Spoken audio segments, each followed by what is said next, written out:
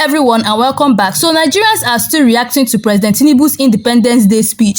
So yesterday, Tinubu came out to continue gaslighting Nigerians, and this is exactly what he said. According to Tinubu, he said the worst is over and hope is rising for Nigerians. He even claimed that insecurity has reduced, that there is peace in the southeast and also in the north central. My people, I don't know. Sometimes I wonder if these our leaders are really living in Nigeria with us, or if they are speaking from another planet. Because how do you tell Nigerians there is peace when every day we hear of kidnapping, killings and attack? Nigerians cannot just be deceived like that anymore. People are now wiser. So anyway, let me not really talk much. I want you guys to listen to what Darlington have to say, as well as other Nigerians, what they have to say concerning this matter, in what Bola Ahmed Tinubu said in Independence Day. So guys, watch this video and I'll be right back. And also, if you're coming across my channel for the first time, do wait to hit the subscribe button, like and share this video, and drop your thoughts in the comment section below. So guys, watch this video and I'll be right back. 65 years of independence, still grappling with insecurity. Did you listen to the president's? I did. Okay, and he said a lot about how Nigeria has turned the corner, how the economy has made a rebound, how insecurity is being pushed back and all of that. Barrister, growing up in Nigeria many years ago and now, I would like for you to do some kind of comparison. What you know then and what you know now? Is there any difference? Have we made appreciable progress as a nation in terms of insecurity? I don't even want us to get into economy now. Let's even start with insecurity as we read out. Under Buhari's administration alone, 63,111 Nigerians were killed in cold blood. And as we speak, those people are still asking for justice because the killers were never apprehended, were never prosecuted and all of that. Barrister, what's your broad reaction to it? It is a sad commentary that we have come to this sorry state at 65.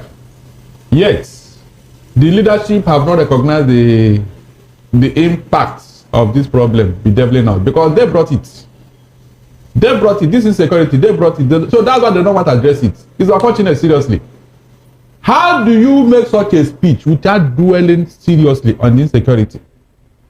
Mr. Okura Moses, do you remember that whenever any president is being sworn in, he swore to protect life and property? That is the major issue they came to do to the people. To protect life and property. If you have failed on this particular major duty, please, what other progress are you talking about? Look at Nigeria. We are now sharing governance with the terrorists. And nobody thinks it is important. So, how can you make progress where there is insecurity? Mention one particular country in the whole wide world where you have ever made progress with insecurity bedeviling you. It can never happen. So all this speech is all about deceit, because it is not possible for Nigeria to make progress with this insecurity. It's not possible. It can never happen. Except the president addressing this insecurity is wasting his time.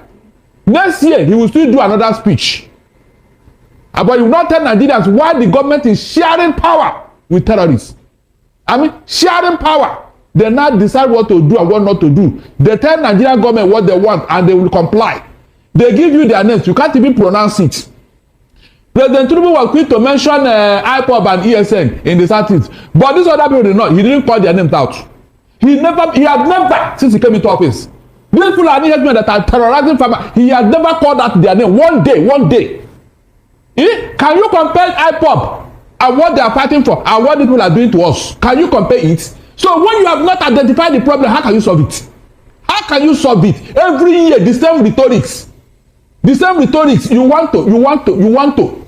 What have you done exactly that you can go to market and say, yes, this thing, you can see it. You remove fuel subsidy. Where is the result? Are you not still borrowing money? So what is this thing that every time they will write speeches to deceive Nigerians? You brought a net fund and the universities increased their school fees. So the gain of the net fund was taken away. You give me by the right hand and you collect it with the left hand. So what is that thing that you and I can take to the bank and say, yes, this thing is working? Okay. Moses, are you aware that the tax that is coming, they said whether you are doing illegal or illegal business, you pay tax. Did you hear that? Whether you are doing illegal or legal business, you will pay tax on it. So prostitute, over to you. What are you doing? You are asking our children to enter into that business. Can you just imagine a government that want to move forward? The kind of thing that is coming from their mouth because you want to tax everybody. Eh? Nothing to hold on to. The president spoke about taxes. He said it's not to further burden the people, but to expand the tax net and ensure that everyone that is taxable pays tax. So this is how to expand it, Abi. Well, he also started his speech by saying that he knows that naysayers will contradict some of the things that he put out there. And well, I don't know, Barrister, are you a naysayer? In fact, I am a naysayer 10 times. I am a naysayer 10 times. Mr. David, Mr. we have been deceived so much by these people. Since APC came into I told you they hijacked Nigeria. All right. This is not our culture. Insecurity. What is that covenant the APC had with these terrorists that they don't want to tell us? They gave you names about terrorizing Nigeria. Up to today, they have Buhari did not mention their name. Tinubu did not mention their name. So what is going on? Okay. But whenever they want to catch crews, they will look for somebody in the southeast. IPOP. Okay. IPOP, indigenous people of Biafra. Is that a terrorist organization? All right. Let's move this conversation to Ambassador Roy. Ambassador Roy is the National Secretary, retired members of the Nigerian Armed Forces. Ambassador, good to have you. Good to have you join us this morning. You're joining us from diaspora. Well, the president did say Nigeria is winning the war against banditry and kidnappings, and some Nigerians have been asking why the parade, the Independence Parade, was cancelled. Could it be linked to fears that there might be some sort of uprising? I don't know. You are in the intelligence sector. Is there something that you can tell us in that regard? And also help us address the question of Nigeria winning the war against insurgency. Wow, thank you very much. I hope my audio is very clear. Very clear. Okay, you know, when you are talking about a 65 years old man, you have to speak with respect. Okay, because Nigeria is 65. Now, let us look at the war, but I want to take something off from what Barrister said. You know, Barrister, good morning. I greet you. Good morning, sir. All right, sir. Let me take this from what Barrister said. It's painful, okay? But I want to highlight two things from there before I answer the war in security and the yardsticks. Now, if we look at the IPOB and the East, and the difference in the analysis put forward by different government officials against terrorism and the activities of IPOB, I would like to let Nigerians know that we have people from the East in key positions in governance today. We have people from the East that are governors in eastern states that are in hot romance with the current national government in Nigeria today.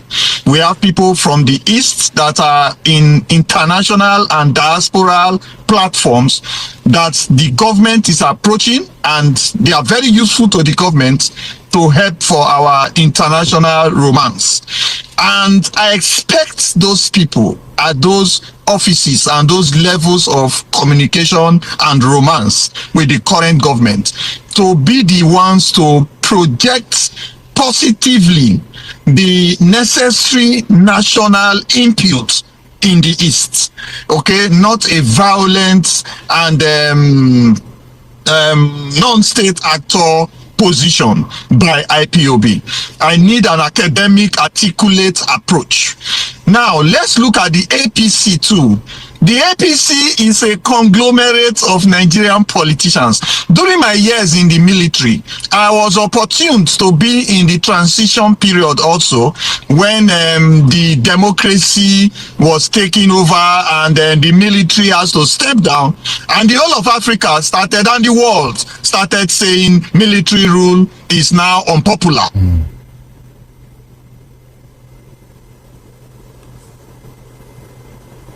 Well, we seem to have a network glitch there.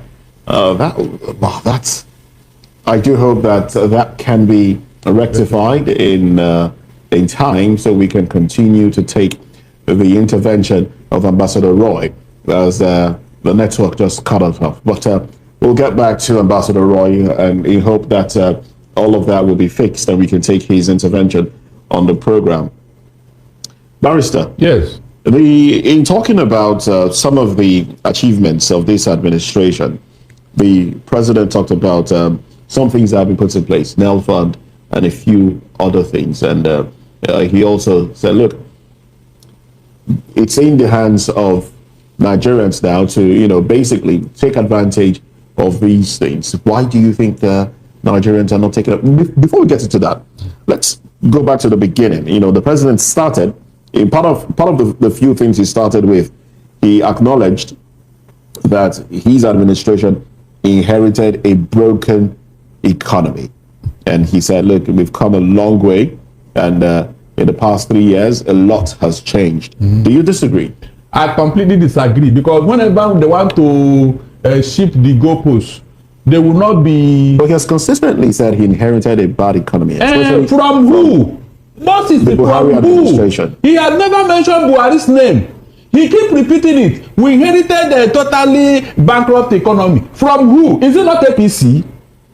Remember when they came in 2015, they were calling the PDP the devil himself. Well, he also said we promised change. And we gave you change. And that was the how the Buhari administration started. We are tired of deceit. When you want to tell lies, at a point you run out of it. APC have run out of telling Nigerians lies. This same speech was made by Buhari eight times in his 8 years. Is that not true?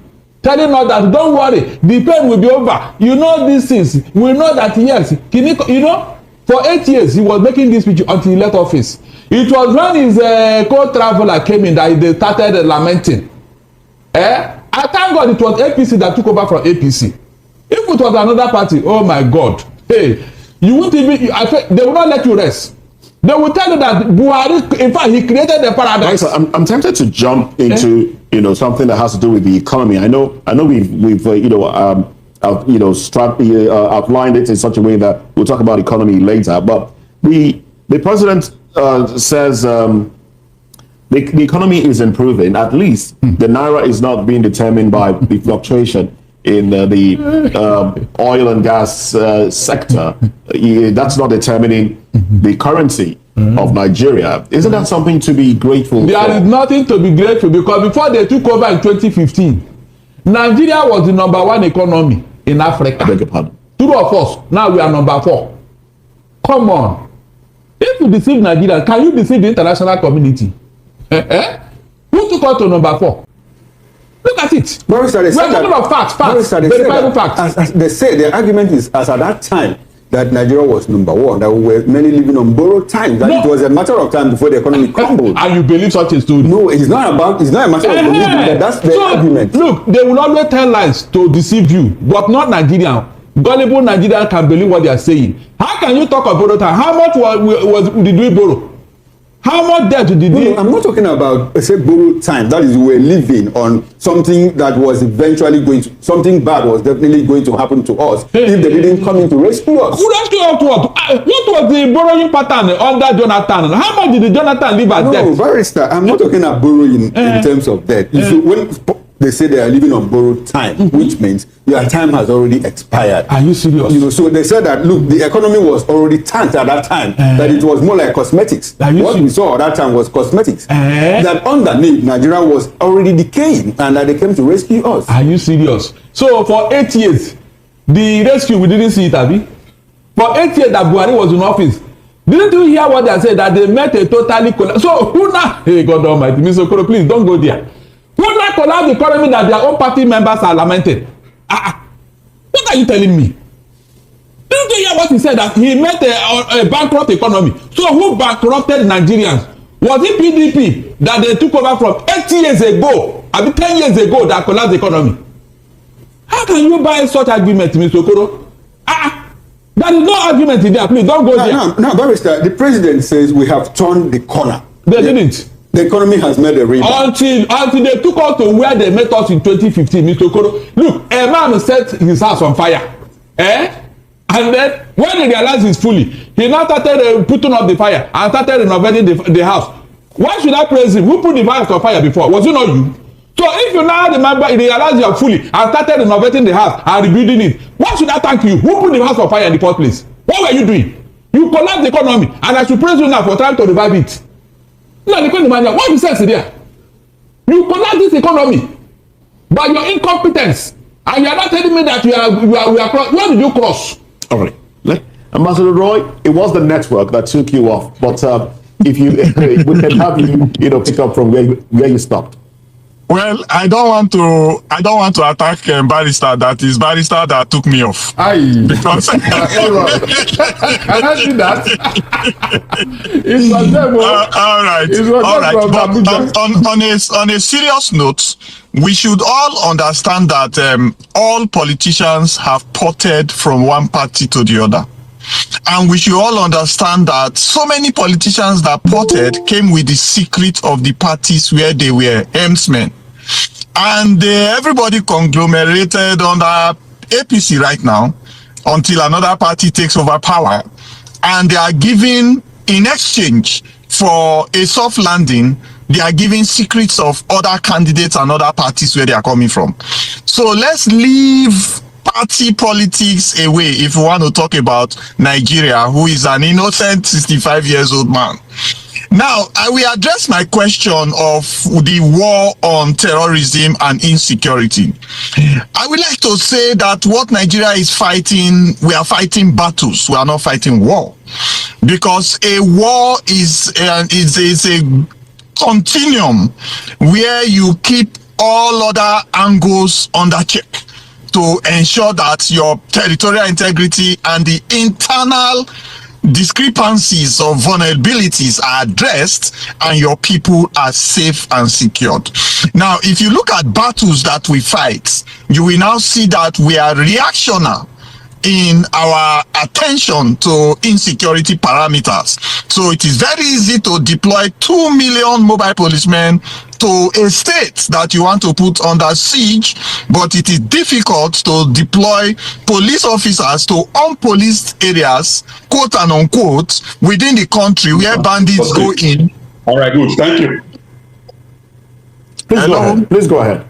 All right. So it's difficult to deploy police and to areas where bandits go there and rape and maim and collect taxes, So we are fighting battles with reactive measures. We are not addressing the war with corrective measures, which will become territorial. We now claim our territory. No, how do we achieve that?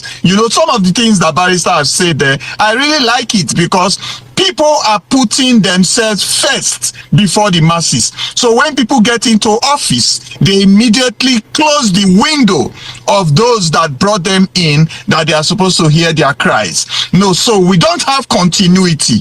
So when a new Minister of Defense comes, he brings in his own ideas, his own vendors, and collectively erase what has been going on before. And you tell you he's rejigging the security. Exactly, when a Minister of Health come, I want to inform you that during the COVID, gradually the world was looking at Nigeria and Africa from those resolutions that we were bringing.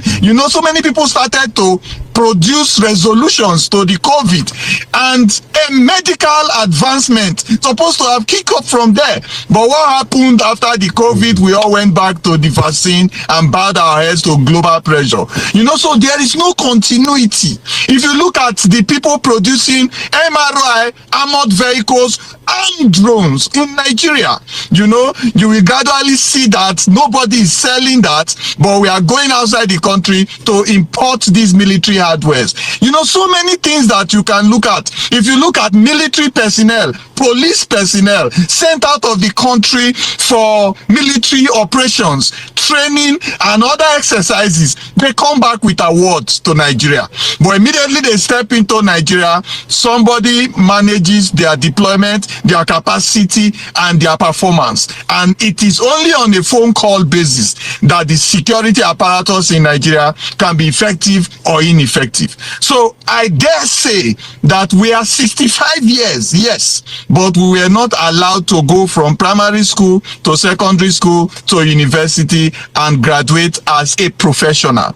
Right now, we are truncated at every point when a new set of policy or governance come on board. All right. Good morning, Nigeria. Okay, thank you very much, Comrade Roy. Thank you. We appreciate your presence on this morning show. And we'll ask you to stay with us. We'll come back to you in a moment. Let's come to the studio where we've been joined by Mr. Segun Shopito. He's the chairman of the Accountability, Candor and Transparency Network. Once again, good morning to you, Shehu. Good morning. Okay. Good morning. Now, broadly, you listen. So guys, I'm sure you guys have listened to what Barrister Darlington said in this particular video. So do well to drop your thoughts in the comment section below. And also, if you're coming across my channel for the first time, do well to hit the subscribe button, like and share this video. So guys, thanks for watching. I'll see you guys again in my next video.